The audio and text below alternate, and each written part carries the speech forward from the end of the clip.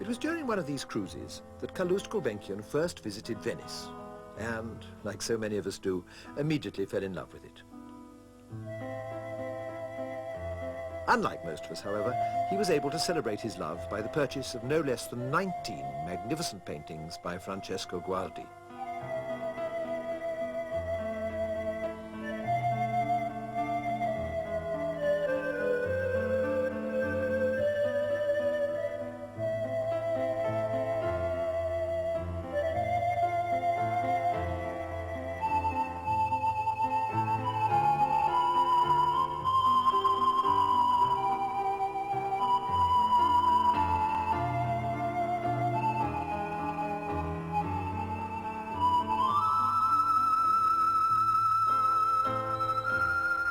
In this painting of the Piazza San Marco, the inner colonnades are of pasteboard, put up for just a few days to mark the Feast of the Ascension.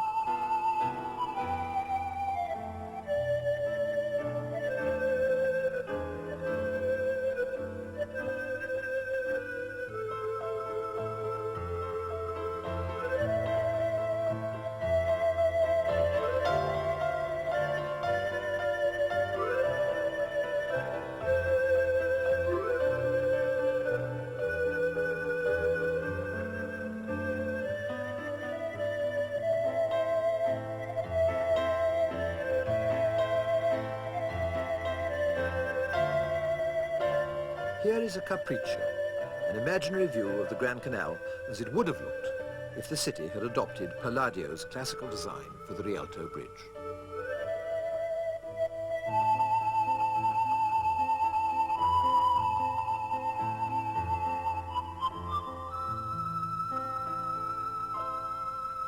Anyone who bought and regularly contemplated Turner's terrifying seascape, The Wreck of a Transport Ship, might be forgiven for never going near the sea again for the rest of his life.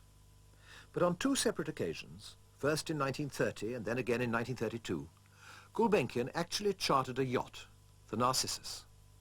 As always, however, he took his work and his secretaries with him. And when he wasn't studying his papers or dictating letters, he imposed on himself a program of sightseeing and gallery going, remarkable for a man already in his 60s. His last trip, in January 1934, took him to Egypt and up the Nile as far as Aswan, a journey which cannot have been made more comfortable by his refusal to make any concessions to the heat.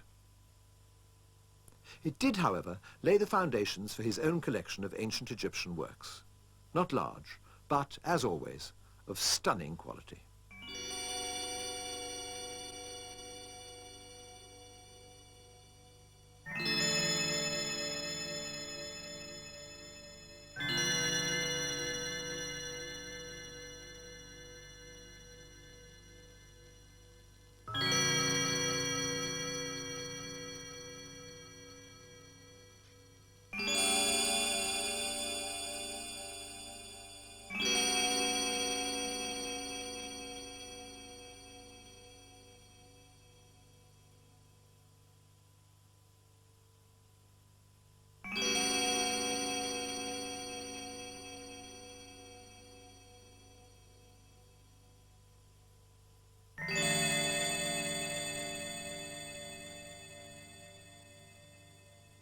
My own personal favourite is this exquisite obsidian head of Pharaoh Amenemhat III.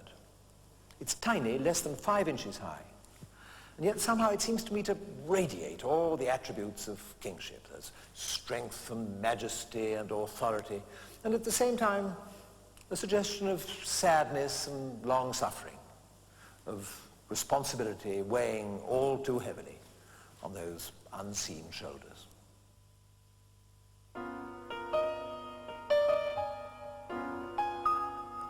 And here is his equally astonishing hoard of fin de siècle jewellery and glass by René Lalique. Perhaps as an Oriental, he felt a special affinity for the flowing arabesques of Art Nouveau. At any rate, he possessed no less than 108 pieces.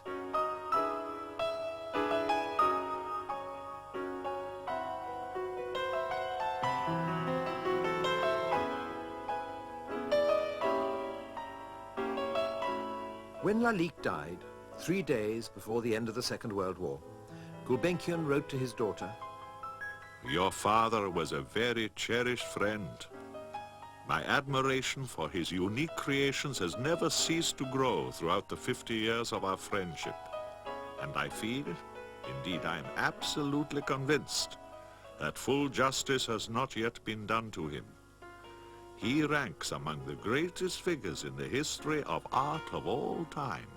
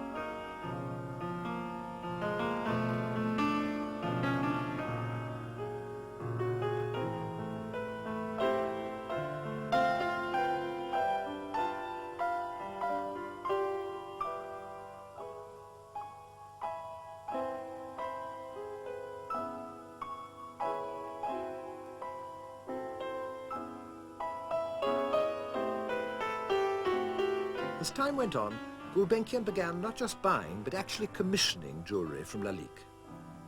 And then, of course, he always made a point of keeping the original drawings, often exquisite little works of art in their own right.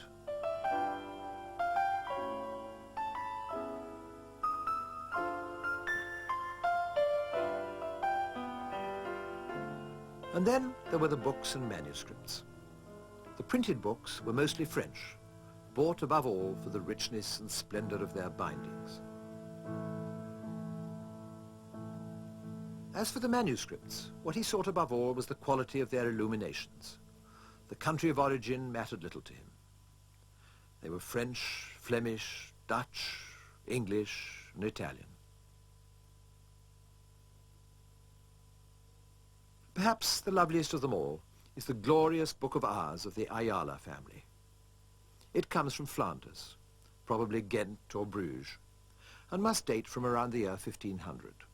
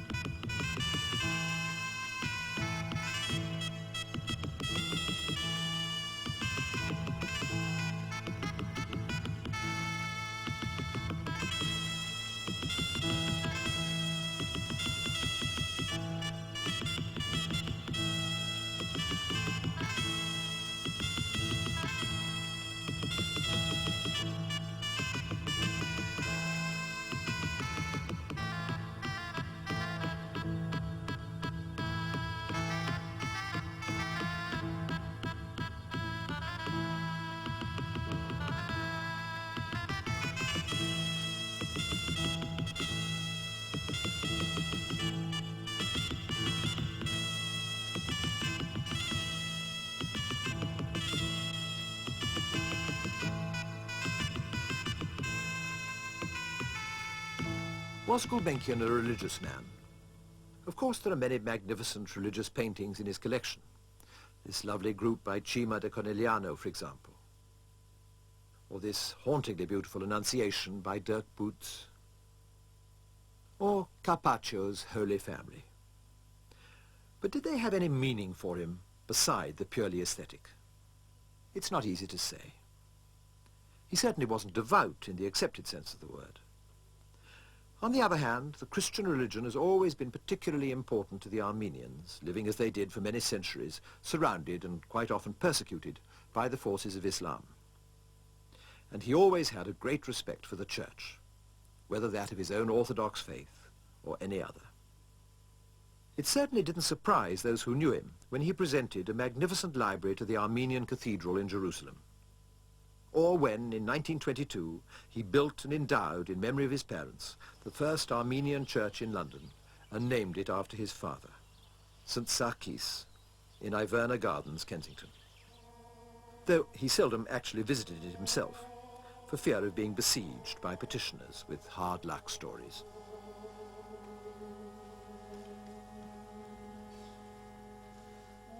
In his will, he also left a substantial sum for the restoration of the Metropolitan Cathedral